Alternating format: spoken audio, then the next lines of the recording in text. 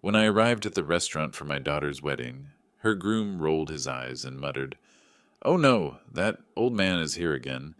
But then his father's eyes widened and he whispered, "Is it really him?" All the waiters hid in the shadows, and the guests were stunned.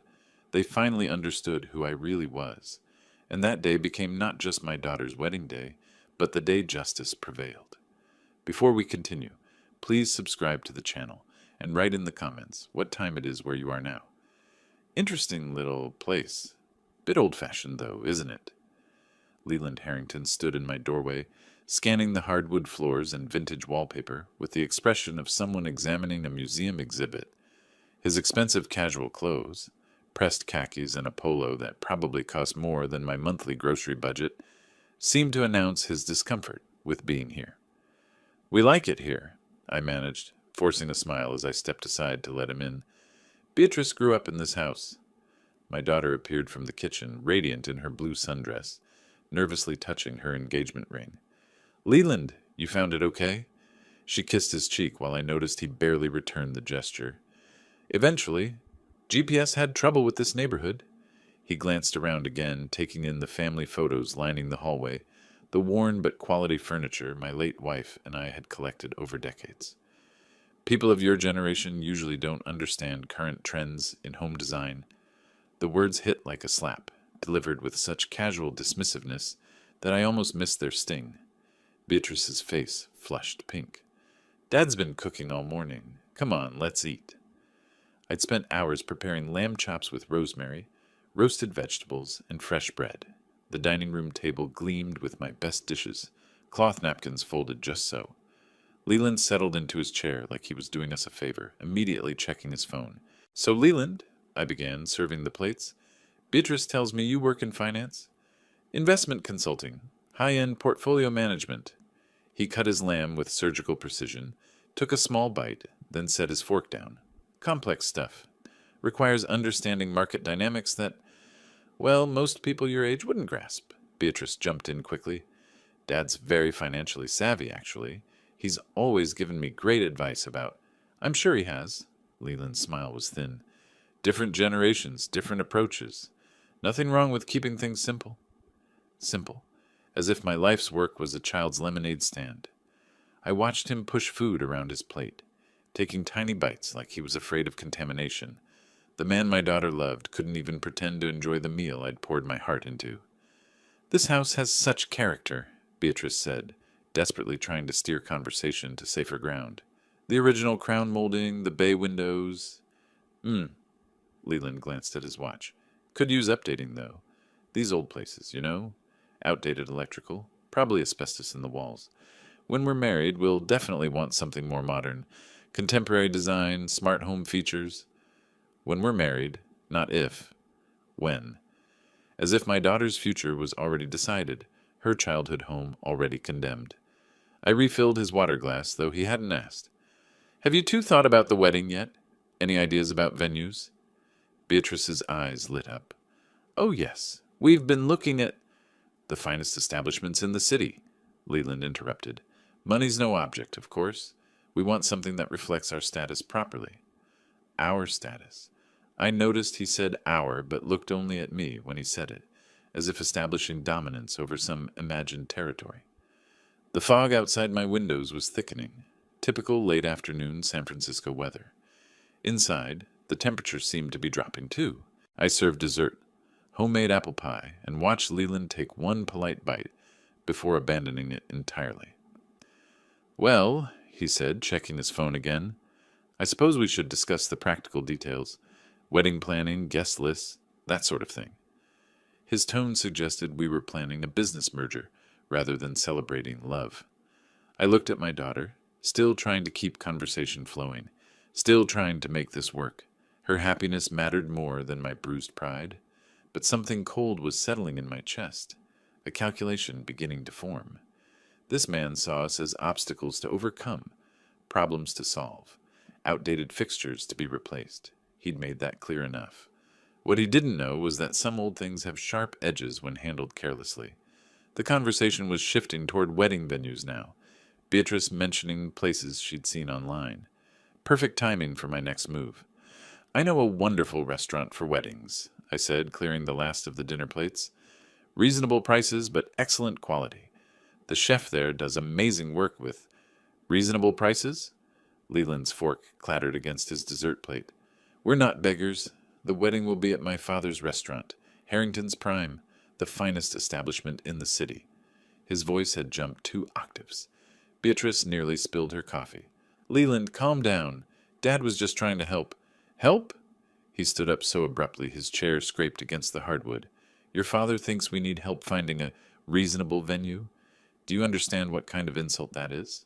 I kept my voice level, curious. I apologize. I didn't realize your family was in the restaurant business. Not just any restaurant business. His chest puffed out like a rooster defending territory. Harrington's Prime. 5-star dining. We've hosted governors, tech executives, international dignitaries. The wedding industry calls us when they want true luxury. That sounds impressive, I said, genuinely interested now. Whereabouts is it located? Downtown Financial District. Corner of Montgomery and Bush. Pride radiated from every word. My father built that empire from nothing. Started with one small bistro 30 years ago. Now we're the premier fine dining destination in Northern California. Beatrice was shooting warning looks between us, but I pressed gently forward. Your father must be quite the businessman. How many employees does a place like that require? 47 full-time staff. Executive chef poached from New York. Sommelier trained in France. Host staff that speaks multiple languages. Each detail delivered like ammunition. The kitchen alone cost more to build than most people make in 5 years. And you're involved in the day-to-day operations? I handle the business side. Financial planning, investment strategies, vendor negotiations. His earlier condescension was replaced by aggressive pride. Someone has to keep the books straight when you're running a multi-million-dollar operation. Multi-million-dollar? 47 employees. Downtown real estate. The numbers were adding up in my head, creating a picture I found very interesting indeed. That's fascinating, I said. I imagine the overhead must be enormous. Rent in that area alone. Rent? Leland laughed, but there was an edge to it. We own the building, bought it outright in 2019. No bank loans, no investors. Pure family money. Pure family money. I filed that detail away carefully. Beatrice had gone quiet. Watching this exchange with growing unease, she could sense the undercurrents here, the way 2 men size each other up, but she couldn't know what I was really measuring. Well, I said finally, it sounds like Beatrice will have quite the celebration. I'm sure your father's restaurant will provide exactly the kind of wedding she deserves. Exactly. Leland straightened his polo shirt, satisfied he'd established proper hierarchy. The Harrington name means something in this city. Quality, tradition, excellence, things that matter. Things that matter. Unlike reasonable prices, apparently. Unlike this old-fashioned house where his future wife grew up happy and loved. I could see he was done with us now, ready to escape back to his world of proper breeding and contemporary design. The meal was clearly over in his mind, even though my homemade pie sat barely touched on his plate. Speaking of the restaurant, I said casually, what kind of cuisine does your father specialize in? New American with French influences. Prix-fixe menus starting at $120 per person. Wine pairings extra. We're booked solid through December. He checked his watch again, more obviously this time. Actually, I should probably head out soon, early morning tomorrow. The fog outside had thickened into proper San Francisco gloom, and I could see Leland was already mentally out the door. But he'd given me exactly what I needed. Pride-fueled details about the family business, specific location information, financial bragging disguised as conversation.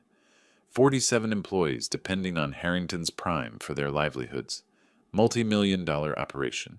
Prime real estate owned outright. All very impressive, and all very vulnerable if something went wrong. Of course, I said. Thank you so much for coming. This has been educational. Well, I really should get going. Leland stood abruptly, already reaching for his jacket. The evening fog had settled thick outside the windows, and he seemed eager to escape before it got worse. The goodbye was awkward, a brief handshake for me, a distracted kiss on Beatrice's cheek. I'll call you tomorrow about the venue details, he told her, already moving toward the door. We need to lock in dates soon. I watched from the porch as he climbed into his black BMW. Of course it was a BMW, and pulled away with unnecessary acceleration. The taillights disappeared into the fog within seconds, leaving behind only the faint smell of expensive exhaust. Beatrice stood beside me, her arms wrapped around herself against the chill. "I'm sorry about Leland," she said quietly. "He's just very protective of the family business. Sometimes he gets defensive when people suggest reasonable alternatives." She winced. "Dad, please. He didn't mean anything by it. His father's worked so hard to build that restaurant. They're proud of what they've accomplished." "I understand pride," I said, guiding her back inside where warmth waited. "But pride and arrogance aren't the same thing." We settled in the living room where the lamplight was softer, more forgiving. Beatrice curled into the corner of the sofa, the same spot she'd claimed as a child when we had our serious talks. "He made you feel small," she said finally. I could see it, the way he talked about the house, about your suggestions. Her voice was thick with embarrassment. I tried to redirect the conversation, but he just kept going. "Beatrice." I sat across from her, leaning forward. "I need you to do something for me, and I need you not to ask questions about it right now." Her eyebrows lifted. "What kind of something?" "Don't tell him about my work, what I do for a living, where I work, any of it. Just keep that information private for now.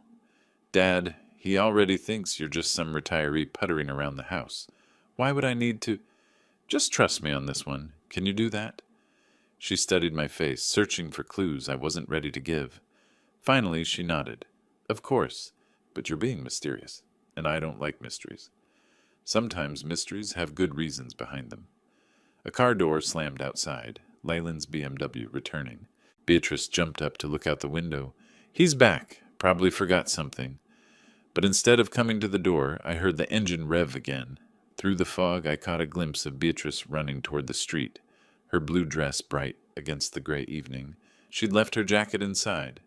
I watched from the window as she climbed into the passenger seat. Brief conversation, gestures I couldn't read.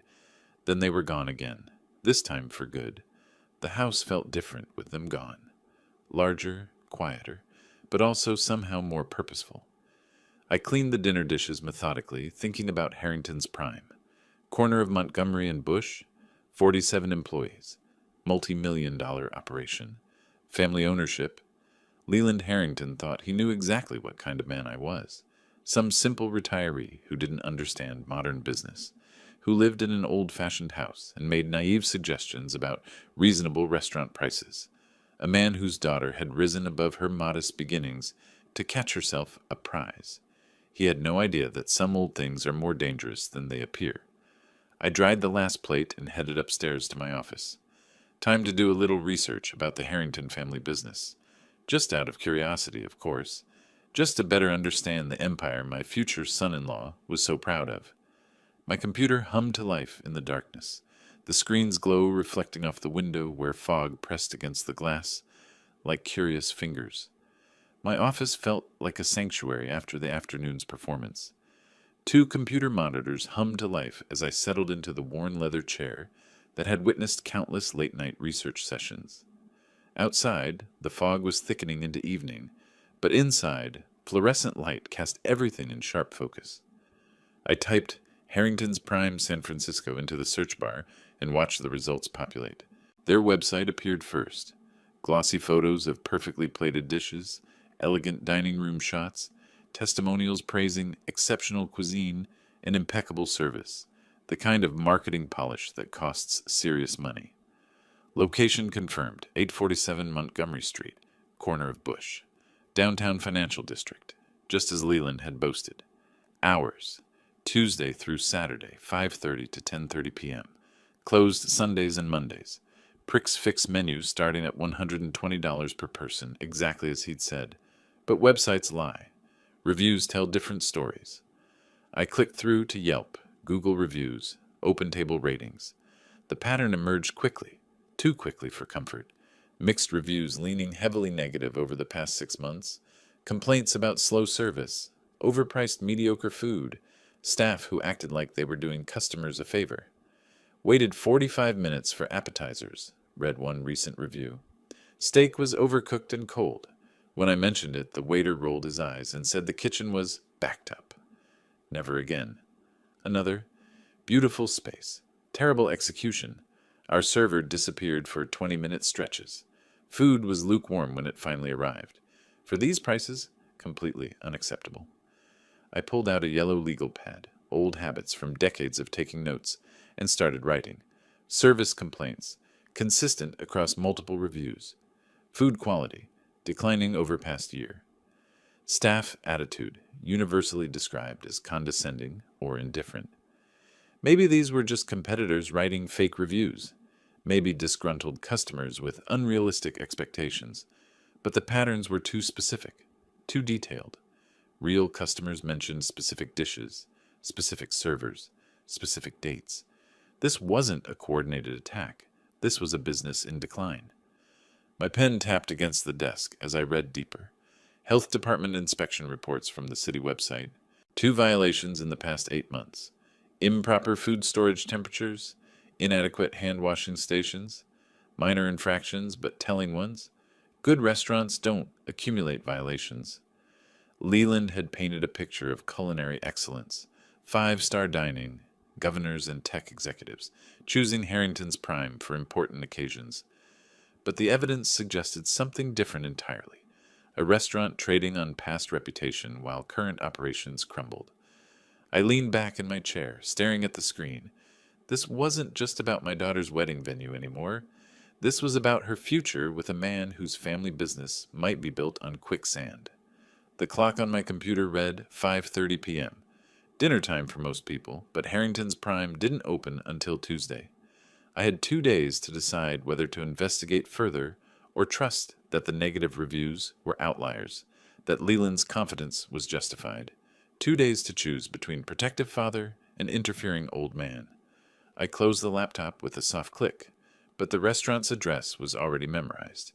847 Montgomery Street, Tuesday through Saturday. Maybe it was time to see for myself whether the Harrington empire was as solid as Leland claimed.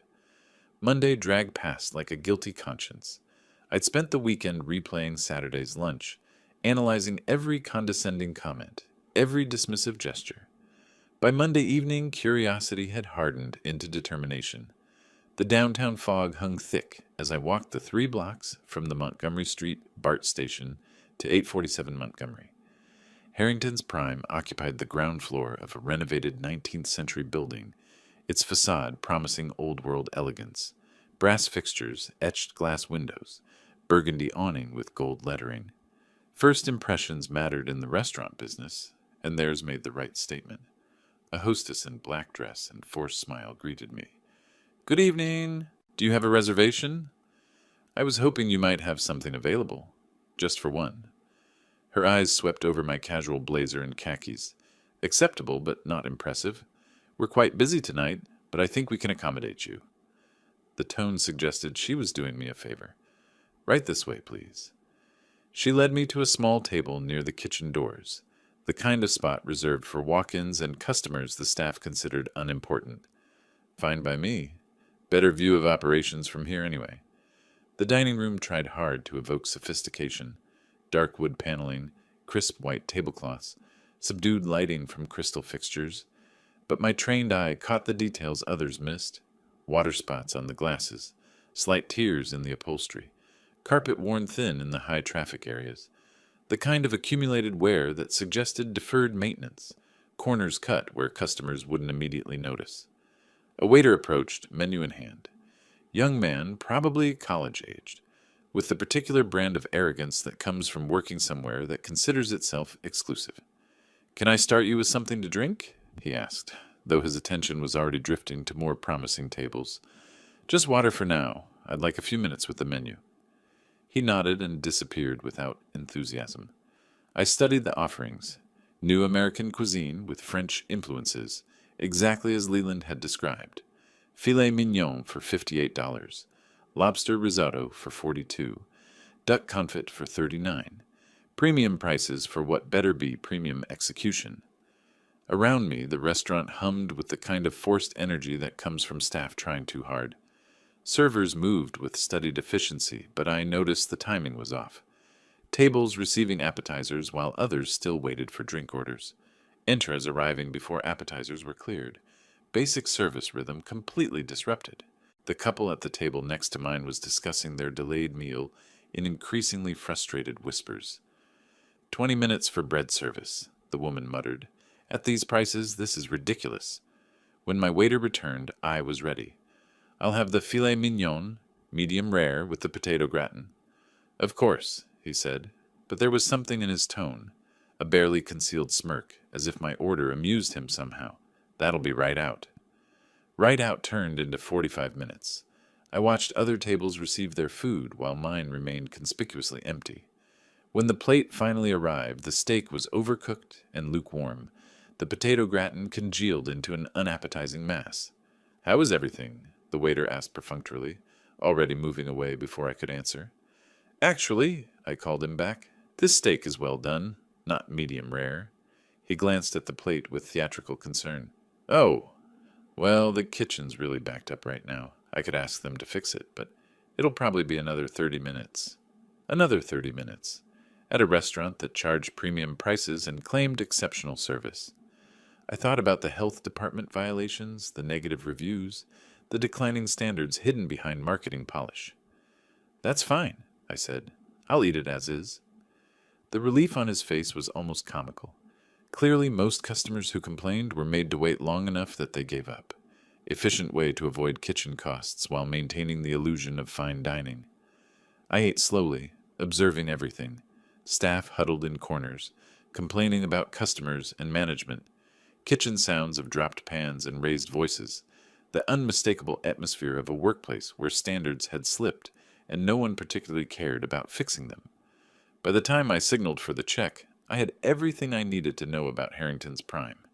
This wasn't a five-star establishment hosting governors and tech executives.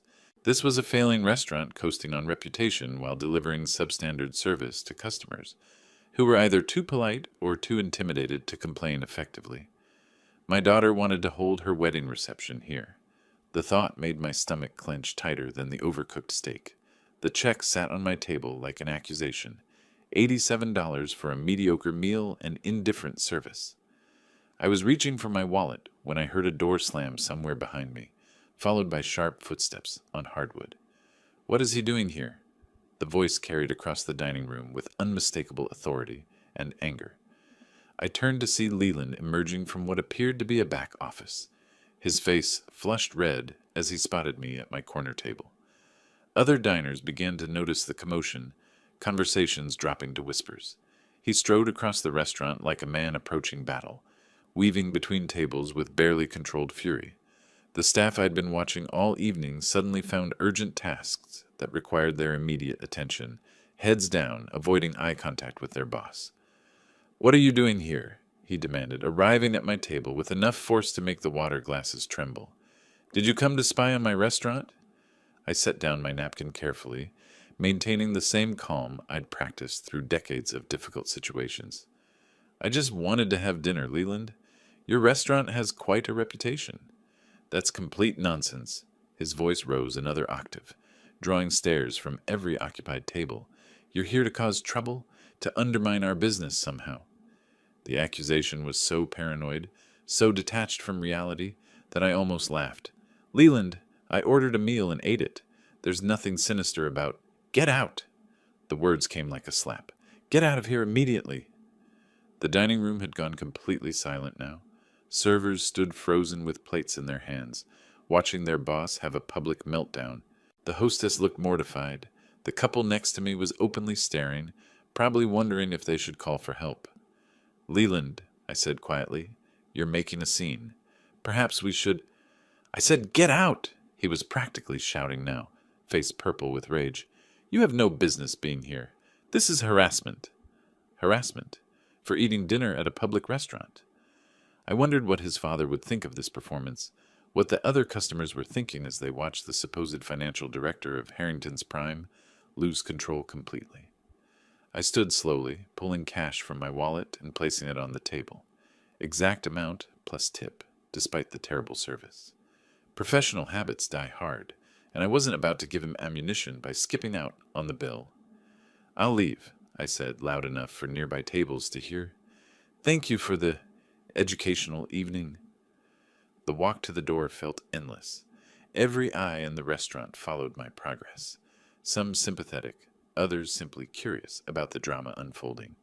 Behind me, I could hear Leland still ranting, to no one in particular, about spies and harassment and respect for family businesses. The cool evening air hit my face like salvation. I walked slowly down Montgomery Street, processing what had just happened. Leland's paranoid overreaction, his complete loss of professional composure, the way his own staff had cowered rather than support him, all of it painted a picture I was beginning to understand. This wasn't just a restaurant with service problems. This was a business being run by someone fundamentally unstable, someone who saw enemies in paying customers and threats in reasonable questions. And my daughter wanted to build her life with this man. The fog swirled around the street lamps as I headed toward the BART station, but my mind was crystal clear. I'd come here looking for information about a wedding venue. Instead, I'd discovered something much more troubling, a future son-in-law whose judgment and temperament were far worse than I'd imagined. The fog swirled thick around the Montgomery Street lamps as I walked away from Harrington's Prime, my footsteps echoing off wet pavement. Other pedestrians hurried past with heads down, everyone eager to escape the damp chill settling over downtown San Francisco. Behind me, I could still see the restaurant's warm glow, could imagine the whispered conversations about the man who'd been publicly ejected for the crime of eating dinner.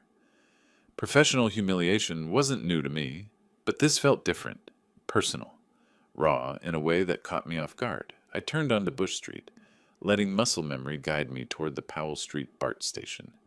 My route took me past 3 other restaurants, a cozy Italian place with checkered tablecloths, a trendy gastropub with craft beer signs, a hole-in-the-wall Chinese joint that had probably been serving the same family recipes for decades. Each one buzzed with satisfied customers, efficient service, the kind of atmosphere that made people want to return. Everything Harrington's Prime pretended to be, but wasn't. The walk helped clear my head, the rhythm of footsteps replacing the chaos of Leland's shouting. By the time I reached Market Street, shock was giving way to analysis. What I'd witnessed tonight wasn't just poor service or one bad evening. This was systematic failure. Understaffed kitchen, undertrained servers, management that responded to problems with aggression instead of solutions. If he treats his future father-in-law this way, what will happen to Beatrice after the wedding? The question followed me down into the BART station, through the turnstiles, onto the train that would carry me back toward home. I'd seen this pattern before in my professional life. Businesses that looked successful from the outside while rotting from within. Pride masking incompetence. Arrogance hiding desperation. Leland's explosion tonight hadn't been about protecting his restaurant's reputation. It had been about protecting lies. The train swayed gently as we crossed under the bay, and I found myself thinking about my late wife. Sarah would have had strong opinions about tonight's events. She'd always been better at reading people than I was, quicker to spot the warning signs that someone wasn't what they seemed. "Trust your instincts," she used to say. "Your brain knows things your heart doesn't want to accept." My instincts were screaming now. Leland Harrington wasn't just rude or entitled. He was dangerous. Not in a physical sense, necessarily, but in the way that weak men with power often become dangerous. Through manipulation, through control, through the gradual erosion of everyone around them. And Beatrice was planning to marry him in 6 weeks. The train pulled into my station, and I climbed the stairs back to street level. The fog was thicker here in the residential neighborhoods, muffling sound and turning streetlights into soft halos. I walked the familiar blocks toward home, past houses where families were settling in for the evening, past lives that seemed simpler and safer than the one my daughter was choosing. By the time I reached my front door, my professional mind was fully engaged. I had information now, concrete evidence of poor business practices, unstable management, and a man whose public behavior suggested serious character flaws. The question was what to do with that information. Inside, the house felt too quiet, too empty. I hung my coat in the hallway closet and was reaching for the light switch when my phone started ringing. "How could you do that, Dad?" Leland told me everything. Beatrice's voice hit like a physical blow, pure fury crackling through the phone line. No greeting, no gentle questioning, just immediate attack from someone who'd already made up her mind about guilt and innocence. Beatrice, it's not what you think. He said you came to the restaurant and caused a scene, that you embarrassed him in front of his customers and staff. Her voice broke slightly, pain mixing with anger. How could you humiliate him like that? I sank into the living room chair, still holding my coat. I went there for dinner, that's all. I wanted to see.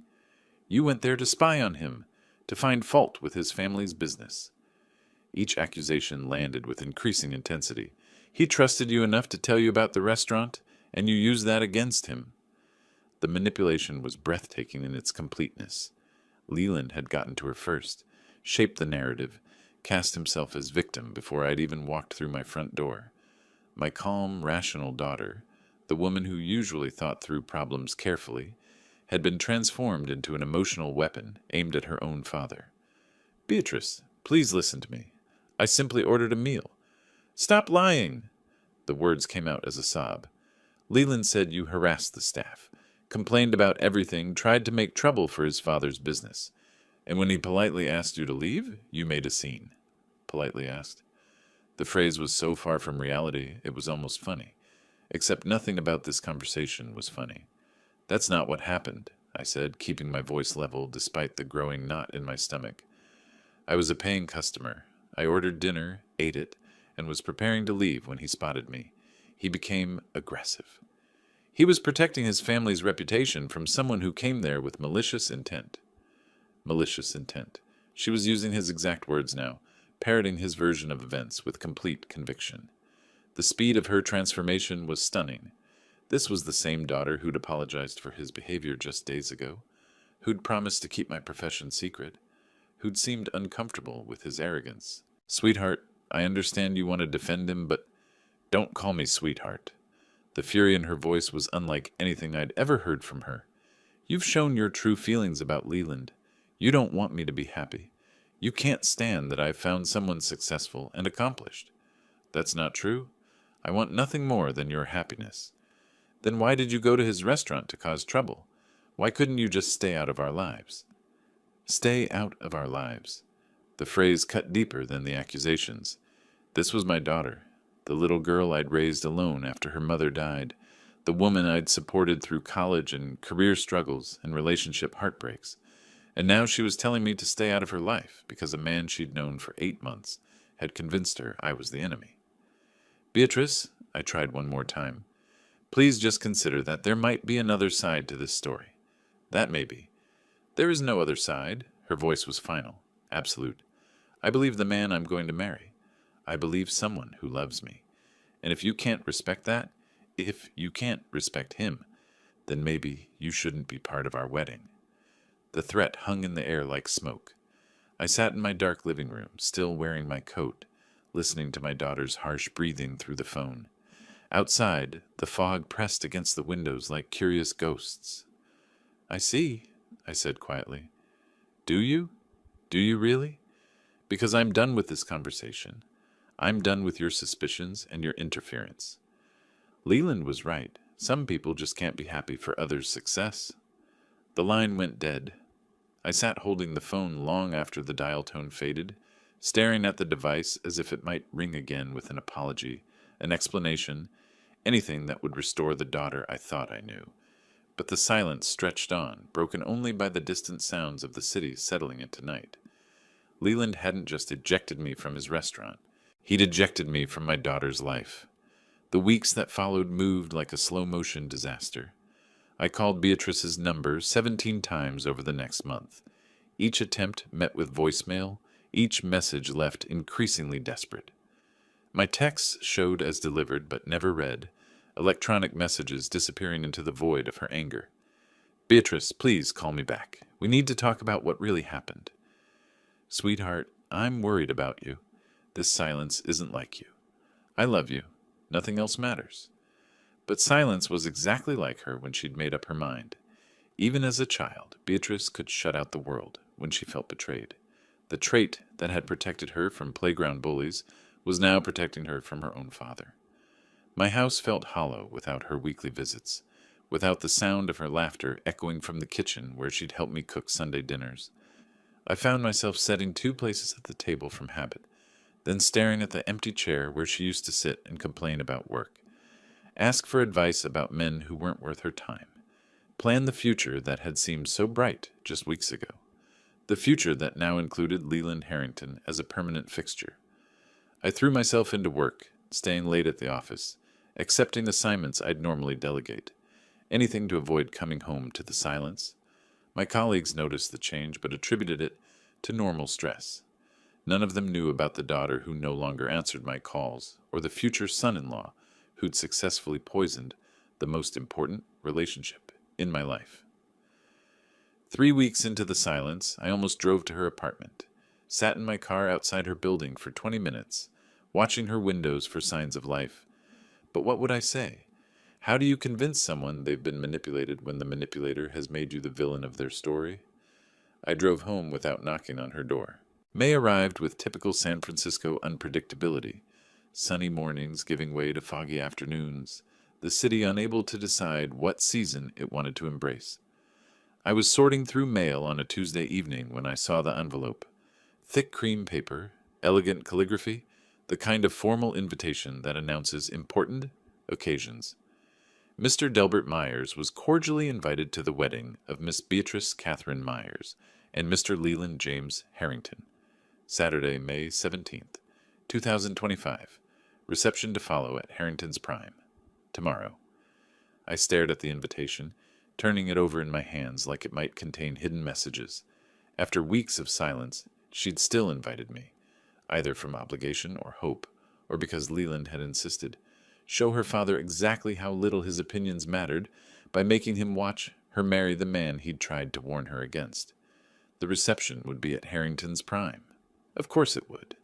The same restaurant where I'd been publicly humiliated, where Leland had revealed his true nature to a room full of witnesses. They wanted me to watch my daughter celebrate her future in the exact location where her fiancé had shown me who he really was. I set the invitation on my kitchen table and stared at it while I made coffee. 24 hours to decide whether to attend the wedding of someone who no longer spoke to me, to watch her bind her life to a man I knew would make her miserable. 24 hours to figure out how to save my daughter from the biggest mistake of her life. The coffee grew cold as I sat there planning. My professional mind was engaged now, calculating risks and opportunities, considering all the ways this could go wrong. But beneath the strategic thinking was something simpler and more powerful. A father's love that refused to give up, even when giving up seemed like the only rational choice. Tomorrow, Beatrice would marry Leland Harrington. Tomorrow, I would be there to watch it happen. Saturday morning arrived gray and cool, typical San Francisco weather that couldn't decide between seasons. I woke before dawn with the wedding invitation still visible on my nightstand, cream paper catching the early light like an accusation. Today would change everything, one way or another. The shower water ran hotter than usual, steam fogging the bathroom mirror as I let the heat work tension from my shoulders. Methodical preparation had always calmed my nerves before difficult assignments, and this morning would be no different. Shave with the grain, then against. Check for missed spots. Hair combed precisely, not a strand out of place. In my walk-in closet, I surveyed the formal options with the same attention I'd once given to restaurant reviews. Navy suit, charcoal gray, classic black. Each sent a different message. Today called for authority, wrapped in respectability. The charcoal wool with subtle pinstripes, tailored perfectly to project competence without ostentation. The tie selection took longer.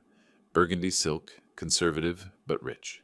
Sterling silver cufflinks my late wife had given me for our 20th anniversary. Italian leather shoes polished to mirror brightness. Every detail mattered when establishing credibility with people who judge appearances first. Standing before the full-length mirror, I barely recognized the man staring back.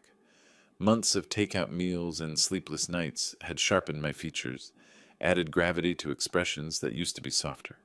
Professional armor, complete and impenetrable. The wedding gift sat wrapped on my dresser, a crystal vase from Tiffany, elegant and appropriate.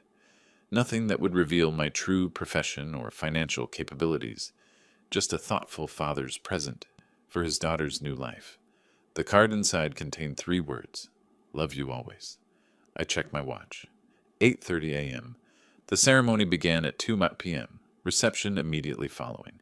Enough time to drive downtown, find parking, and position myself strategically before the crucial moment arrived. Keys, wallet, invitation tucked into my breast pocket. One final glance around the house that had felt so empty for the past month, knowing that when I returned tonight, everything would be different. Either I'd have my daughter back, or I'd have lost her forever. But Leland Harrington would finally understand exactly who he'd been dealing with.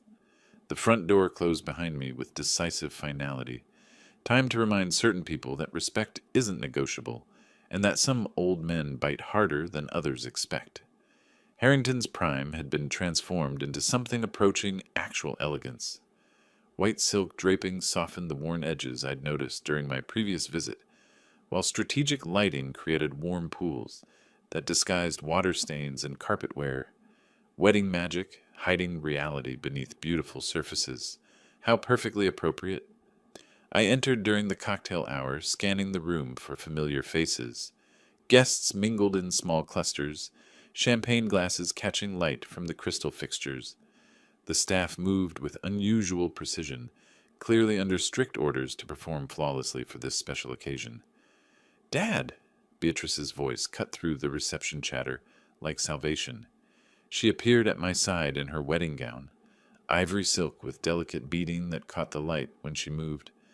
Beautiful beyond description, radiant with happiness that made my chest tighten with protective love. "I'm so glad you came," she whispered, embracing me tightly. "I was hoping, after everything that happened, wild horses couldn't keep me away," I replied, meaning every word. "You look absolutely stunning." Relief flooded her features. "I've missed you so much. This whole month felt wrong without you here." Around us, I noticed several restaurant employees stealing glances in our direction. Word was spreading quickly through the staff. The man from that night was back, the one who'd caused such a scene with the boss. Nervous energy rippled through their ranks like stones dropped in still water. Across the room, near the bar where wedding toasts would soon be offered, I spotted Leland deep in conversation with an older man who had to be his father. Wayne Harrington possessed the same arrogant bearing as his son, but tempered with the wariness that comes from actually running a business. They were discussing something intently, occasionally gesturing toward different areas of the restaurant. "Oh no, that old man showed up again." Leland's voice carried further than he'd intended, reaching several nearby guests who turned with curious expressions. His father followed his gaze, landing directly on me with sharp calculation. "Is that really him?" Wayne's response held notes I couldn't immediately interpret. Recognition, perhaps, or concern that went deeper than simple wedding guest management. The conversation between father and son continued in lowered tones, but their body language spoke volumes. Wayne's questions, Leland's defensive responses, the way both men kept glancing in my direction with growing unease. Whatever reputation preceded me, it was significant enough to cause genuine worry. I stayed close to Beatrice, playing the devoted father role while observing everything with professional detachment. Staff members whispered among themselves, some pointing discreetly in my direction. Guests began to notice the undercurrent of tension, conversations growing quieter as people sensed drama, brewing beneath the wedding's polished surface. Wayne Harrington straightened his tie and began walking purposefully in our direction, his expression carefully neutral, but eyes sharp with assessment. The moment I'd been waiting for was finally approaching. Behind him, Leland watched with visible anxiety, clearly dreading whatever conversation was about to unfold. Time for introductions. "Good afternoon." Wayne Harrington extended his hand with practiced hospitality, but I caught the careful way he studied my face. "I'm Wayne Harrington, father of the groom and owner of this establishment. I don't believe we've been properly introduced." "Delbert Myers," I replied, accepting his handshake with firm confidence. "Father of the bride." "Ah, yes, of course. How do you find my restaurant? I do hope everything meets your expectations." The question hung in the air between us. loaded with more weight than simple politeness. Around us, nearby guests had begun to listen, sensing significance in this seemingly casual exchange. "Don't worry," I said with careful precision, my voice carrying just far enough to reach interested ears. "Today I'm just a guest, not a restaurant critic." The effect was immediate and electric. Wayne's handshake faltered, his eyes widening with sudden recognition. Several guests who'd been half listening snapped to attention, the words "restaurant critic" rippling through the crowd like wildfire. Staff members froze mid-service, understanding immediately that their previous treatment of this man had been catastrophically inappropriate. "You're—" Wayne began, then stopped himself, diplomatic training warring with obvious dismay. "Delbert Myers, San Francisco Chronicle," I confirmed calmly. "Though, as I said, today I'm simply here to celebrate my daughter's wedding." Beatrice stared at me with shock and dawning understanding. "Dad? You're a restaurant critic? That's your job?" Before I could answer, Leyland appeared at my elbow, his face pale and desperate. The arrogant man who'd publicly humiliated me 6 weeks ago had been replaced by someone who understood exactly how much trouble he was in. "Please," he said quietly, his voice thick with barely controlled panic. "Please forgive me. I had no idea who you were. I never would have. The way I treated you." "I see." I studied his face with the same clinical attention I'd once reserved for overcooked steaks and pretentious wine lists. "Forgiveness takes time, Leyland, especially since, because of your behavior, my daughter didn't speak to me for a month." The wedding reception continued around us, but our small circle had become the center of attention. Wayne worked frantically to manage the situation with diplomatic smiles and quiet damage control, while staff members exchanged horrified glances about their previous service. Leland's hand shook slightly as he reached for his champagne glass. "Whatever I can do to make this right, and anything at all." "What you can do," I said with measured calm, "is treat people with respect in the future, regardless of who they are or what you think they can do for you." Beatrice slipped her arm through mine, understanding finally dawning in her eyes. "This is why you asked me not to tell him about your work. Sometimes it's useful to see how people behave when they think no one important is watching," I replied, watching Leland's face cycle through shame, fear, and desperate calculation. The man who'd called me an interfering old fool, who'd had me thrown out of his restaurant like a common troublemaker, now stood before me seeking forgiveness he hadn't earned. Justice served not through revenge, but through the simple revelation of truth. Wayne cleared his throat diplomatically. "Perhaps we should discuss how to move forward from here." I looked at my daughter, radiant in her wedding gown but finally seeing her fiancé, clearly for the first time. The choice of what happened next would be hers to make, but at least now she'd make it with all the information she needed. If you liked this story, please like this video, subscribe to the channel, and share your impressions of this story in the comments. To listen to the next story, click on the box on the left. Thank you for watching.